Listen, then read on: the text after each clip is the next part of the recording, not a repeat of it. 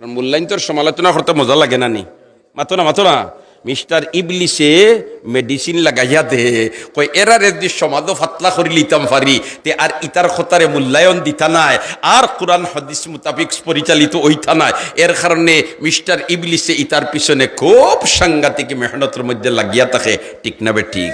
এর কারণে দেখুন জানি মসজিদের ইমাম সাহেব হায় হায় প্রতি মানুষের পিছনে আমার আল্লাহ 22 জন ফিরিস্তা দিনের এইতে ফারাদার রাখছে, খেদমতর লাগি রাখছে।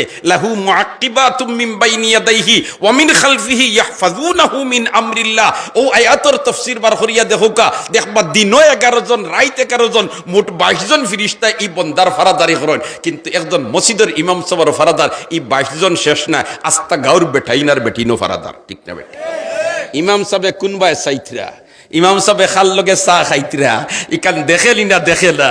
ইমাম সাহেব খাল লগে চলাফিরা করা দু আল্লাহ রইব তো ইকান ওয়ার কথা, কারণ জেন যত দামি এন বডিগার্ড তো বেশ থাকে, ঠিক না বে ঠিক?